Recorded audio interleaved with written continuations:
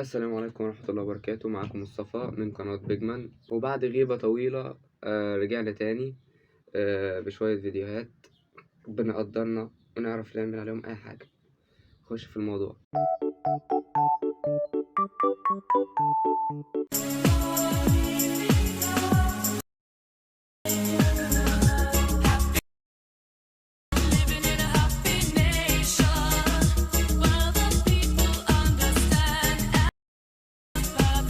يا جماعة الناس بتوع زمان دول تحسهم كانت الفرص متاحة قدامهم، اللي هو يعني أنا أسمع إن في زمان أيام جدي وكده والكلام ده كان مثلا فدان ب4 جنيه، فاهم؟ والدنيا كانت متاحة والحياة رخيصة وكل حاجة متاحة، مكانش فيه العوائق والماديات دلوقتي اللي موجودة يعني، فكان سهل تعمل ثروة زي دي بصراحة. إن الفيديو ده كمان متصور قديم، بغض النظر إن هو الثروة قديمة، هو متصور برضه قديم، فكان سهل جدا إنك تعمل الثروة دي. ربنا يقدرنا إن شاء الله هنعمل أحسن منها. بس انت استمر بجد، ده والله مش هزار. لو بتعمل حاجة ايا كانت ايه هي، انت بتحبها او مش بتحبها، ويفضل يكون بتحب الحاجة اللي انت بتعملها دي، استمر فيها. هي الموضوع كله النجاح عايز استمرار، استمرار وتطور. يعني انت تستمر في الحاجة اللي انت بتعملها وتطور من نفسك بس، والدنيا تبقى تمام.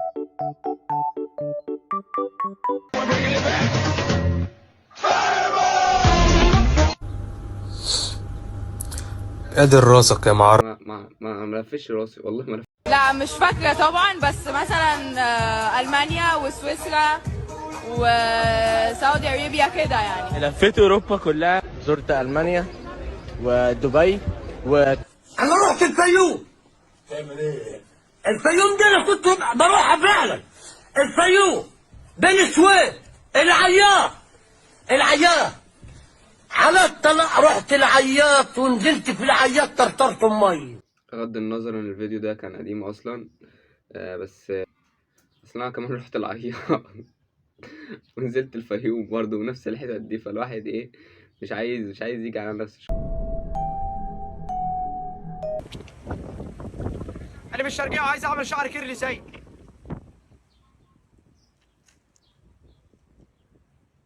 عارفين المشكله في ايه؟ ان حرفيا يعني انا المكان اللي انا بدرس فيه نفس الموضوع كده، 3/4 شرقويه وبورسعيديه وغربويه وما شاء الله، يعني ايه، فاهم؟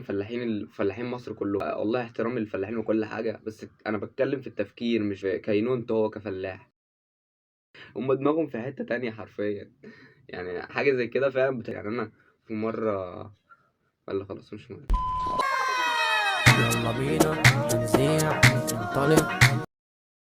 بنت دماغها ولعان، جابوا سلاح جاهز وطلعان. تخرب تقلب نفرقع نسمع ليه كده؟ انا اندمجت.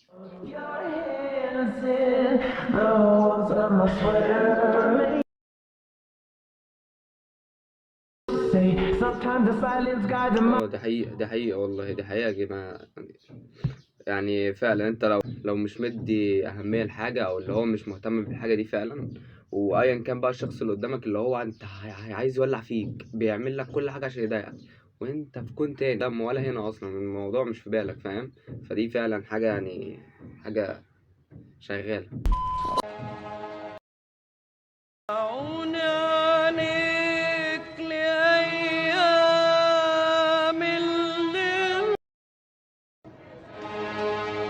الله. ام كلثوم بنفسه. يعني انا طول عمري كنت عايز اشوف ام كلثوم. مين ام كلثوم؟ يعني فين ابنها كلثوم؟ اهو طلعت بنت كمان، طلعت بنت اسمها كلثوم. على رأي المثل، جيت لك يا عبد المعين عشان عايز اسألك على شوية حاجات كده. لقيتك يا عبد المعين انت اللي عايز تسألني على شوية حاجات كده. بس ساعات بتحصل، كويس، حصل. ما تيجي تركعني. احسن ربي ياخدني ولا يوم عايش يا اسطى. استنى يا اسطى، ست هتقع. لا ما اقعدش انا هنا، في امين شرطه واقف. مجنون يا جدع انت؟ في حد يمشي والناس بتركب؟ اقول لك ايه، قاعد كده ما تخلينيش انزلك هنا. ورينا هتنزلني ازاي. طب يلا يا جدعان بقى كله يتفرج نشوف هننزله ازاي. ثواني. هو مش ده حسن ابو الروس؟ لو حسن ابو الروس انا هتقفل بجد، لان انا مش عارف ليه ما بطيقوش. ايه هتضربني ولا ايه؟ اياك تلمسني. انزل يا شاطر عشان العربيه دي تتحرك. مش نازل. انت هتحكم فينا ولا ايه؟ مش كفايه كنت هتوقع الست؟ والعربيه مش هتتحرك غير لما تنزل. وانا والله ما نازل. اندهلي يلا يمين الشرطه خليه ينزلني. خلصنا بقى يا اسطى، خلاص الراجل قالك ما كانش قصدي. وربنا ما هتحرك غير لما ينزل يا عم، ما تخليك في حالك. ما يلا يا اسطى عايزين نروح بقى. ولا ينزل امشي بدل ما انزلك انت كمان. خلاص خلينا قاعدين بقى ما نشوف خليكوا قاعدين.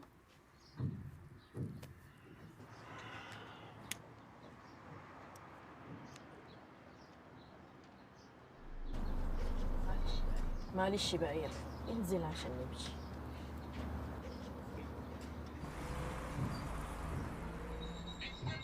اتنين مالهمش امان، الفرامل والنسوان اتنين مالهمش امان. دي حقيقة يا جماعة والله، يعني اغلبية الفيديوهات مش عارف ليه جاية النهاردة اللي هو ترو فعلا، حرفيا الحاجات اللي بتحصل. متعملش حاجة عشان حد، عشان محدش هيعمل حسابك، فاهم؟ انت لو خفت على حد او خفت على مصلحة حد او مثلا خدمت حد هو ما طلبش منك ده، يا ريت ما تعملش ده. ليه؟ لان هتلاقي بعد كده هتلاقي زي ما انت شفت كده الرد العكسي، فاهم؟ اللي هو هتلاقيه هو بيبيعك على اول نصر، فاهم؟ ولو انت جيت قلت له انا عملت كذا كذا، وده الاسوأ انك انت ما دام عملت حاجه ما تقولش انت عملت ده. لو انت بقى قلت له انا عملت كذا كذا عشان يقول لك انا ما طلبتش منك ده، خليك انت ايه، ما تعملش حاجه غير لما حد يطلب منك، ومش كل حاجه يطلبها منك حد تعملها برضه، فاهم؟ اتعلم تقول لا كتير. ولو عليك مشغول وانا بتصعب علي حالي، معسول بعيد عن عيني ويا عيني مع غيري ومش عيني الراجل واقف مش مستوعب اللي حصل. يس معلش، هي كلنا بتحصل لنا كده. اهو ده ايه، انا وانا برمي ايه، فاهم؟ انا وانا برمي قرارات كده، ومش عارف القرارات دي هتوديني فين، ممكن توقعني على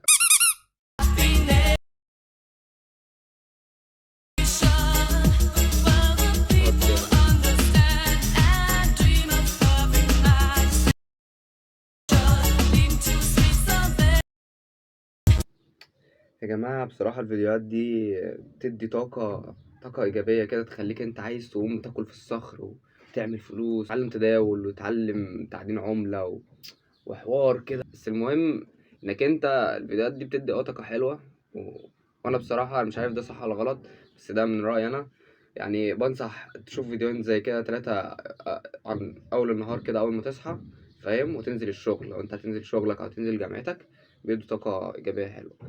بس السلبيات بتاعت الفيديوهات دي ان هي مداها قصير، يعني انت ممكن تيجي في نص اليوم كده تفضل عندك طاقه لحد مثلا ايه، لحد فتره معينه، تيجي بقى عندك اخر اليوم تبقى مش محبط، انت محبط ومتكسر، انت مروح فاهم مهدود حيلك. ليه؟ لان انت كنت راسم في دماغك حاجه ولقيت حاجه تانية. فزي ما ليها ايجابيات زي ما ليها سلبيات، بس هي هتديك طاقه كبار حلو يعني. عندك كام سنه؟ طيب يعني عايز سنتين علشان محتاجهم اليومين دول قوي.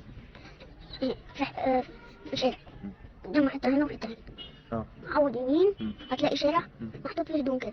بعد المحل ده على طول هتلاقي محل، ادخل فيه. اقول له ايه بقى؟ اقول له عايز عايز سنه يمين وسنه يمين وسنه شمال. انت بقى شايف ان انا يعني احط كنبه 2 مثلا في ورا الستاره، ولا احط كنبه 3 مثلا وفوتين؟ ممكن ده ممكن ده. لا انا عايز رايك انت، لمساتك الفنيه اللي انت عملتها قبل كده في الشقه، احط 2 كده ولا 3 كده؟ 2 بعد الستاره. ورا الستاره؟ بعديها يعني في البلكونه؟ لا مش في البلكونه، الناحيه الثانيه في الاوضه. في الاوضه. طب والتلفزيون بقى؟ التلفزيون تحطه على جنب حته واحده يمين او شمال. لو عايز بقى تجيب اوضه الصالون تحطها عنده. تجيب الكنبه لازم تحطها على الجنب. ايوه الجنب اللي هتحط فيه التلفزيون تحط الناحيه الثانيه الكنبه. انا بقول لك المشكله كلها انه السلك امتداد السلك هيخبط في سن نمله الدبان. تفعصها على طول. وفعصها واشيلها بقى بالجاروف؟ لا تشيلها يا اما بالجاروف يا اما بالمضرب. المضرب بتاع الدبان. بس ما المضرب هيكون مع اخويا لانه بيلعب بيه تنس في النادي. المضرب بتاع الدبان. ايوه ما بيلعب بيه تنس، مثلا بيلعب تنس بالدبان. طول عمري اسمع عن العيال اللي بسمسم. شفت العيال اللي بسمسم على رأي تيمور. هو ده اول مره اشوفهم بقى، اول مره اشوفهم بجد على الحقيقه ان شاء الله. يعني هو هتلاقيه دلوقتي قناتنا الكوميدي دي تقريبا كان من سيربح البونبون البرنامج ده، لان صوت احمد حلمي اللي بيعمل برنامج. فتقريبا الواد ده دلوقتي بقى اكبر مني، بس ربنا يحفظه الاهل عامه يعني. بس انا عايز اعرف هو مكتوب فوق الجزء الخامس في اجزاء قبل كده. انا عايز اشوف الجزء الاول بصراحه، يعني ادور شويه لحد ما اشوف يعني. ليه؟ انا اعمل الاول. ماشي نتكلم شويه يا ستي عن ايه؟ عن التضخم. لا صعب حاجه تروح المدرسه بس. لا انت شكلك كده تعرفي تتكلمي عن التضخم المالي. ليه؟ عشان دي سهله قوي. التضخم المالي مش سهله. لا سهله. اعمل ايه يعني؟ يعني كلميني عن التضخم المالي. يعني ايه يعني؟ مش المكواجي لما بيجي ياكل يكون كده بتقول لي كده ما بفهمش الحاجات دي انا. طيب يلا هو اديني فصلتها لك. المكواجي لما بيجي ياخد حاجات من عندنا بياخد بنطلون او قميص او جاكيت او جلابيه، وبعد كده بياخدهم لبابا. جميل ده التضخم المالي صح؟ بيكويهم بيحط عليهم ميه بعدين يديهم، بيكون جاهز بيكون يديهم للراجل بتاعه. ليه ما عندكوش راس مال انتوا؟ لا احنا برضه بنغسل الطماطم عشان ما يجيلناش امراض. غير انكم بتغسلوا. انا وشي عايز يطلع قلوب مش عارف ليه. حاسس ان يعني هي طلعت قلوب مره واحده كده ما شاء الله. برضه البنت دي تلاقيها اتجوزت ولا حاجه. بس والله كان برنامج يا جدعان ايام. بص يا نهار اسود، ده نايل كوميدي اقدم بقى من نايل كوميدي التانية. لان بص العلامه ساعتها انا فاكر ان الوقت ده لو تفتكروا كانت عامله زي البقليله كده، وفيها دي اقدم من الان التانية. هبقى اوريها لكم. ادهوني بلا غلط. الو. ايوه انت فين يا راجل؟ الرمى غلط يعني. بقول لك انت فين؟ هو دوت يا امه. هو ده انت فين؟ انت رمى عيالك كده يعني وانت كده حلو النمره غلط؟ هو انا اكلهم يعني انزل الهرم انا بالليل يعني ولا اعمل ايه؟ انت عايزه رقم مين يا حاج؟ انت هتستعبط يا محمد. احترم نفسك. لا اله الا الله. ابعت فلوس للعيال لان مش لاقيين ياكلوا. انا بجد هنزل والله.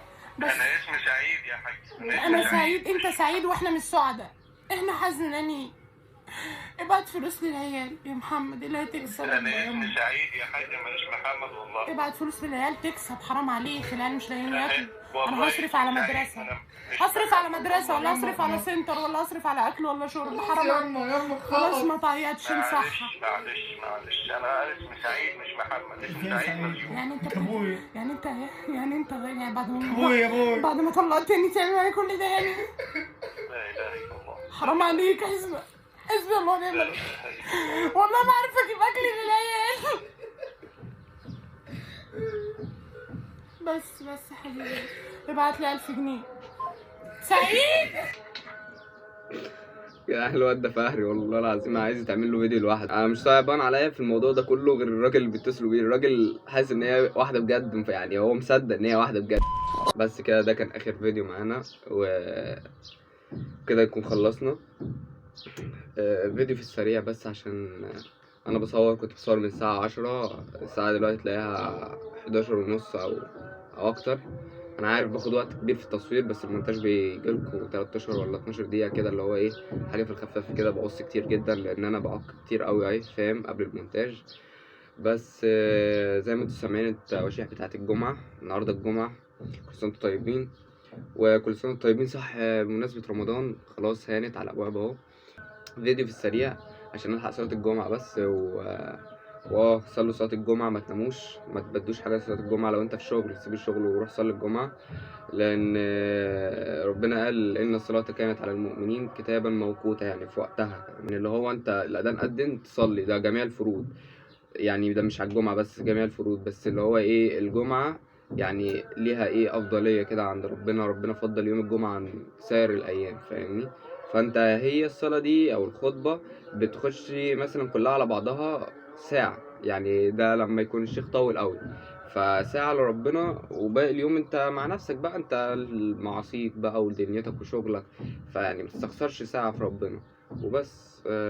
ربنا يهدينا جميعا ويثبتنا ان شاء الله، ويا رب تنجحوا ورب تخشوا الجنة، ورب ابقى كنت خفيف عليكم. وان شاء الله انتظرونا الفترة الجاية فيديوهات ان شاء الله. مش هنطول الفترة دي لان الفترة الجاية رمضان، وهيبقى في فترات كتير يعني مش هعرف اذاكر فيها، فهضطر ان انا اصور فيها فيديوهات بس. بس معلش على القطعة دي. واعمل شير ولايك وسبسكرايب. شير ولايك وسبسكرايب واشتراك وكل حاجة حلوة، اي حاجات من اللي بيقولوها اليوتيوبر دول. وبس حطوا كومنتات عشان تدعمني. لو في اي حاجة عايز تقولها لي تعديل على الفيديو او افكار جديدة اتفضل قولها في الكومنتات، واتمنى ما كنت تقيل عليكم يعني، وبس يا رب تنجحوا. السلام عليكم. لياليك عادت بعد انتظارنا وشوقنا يا رمضان.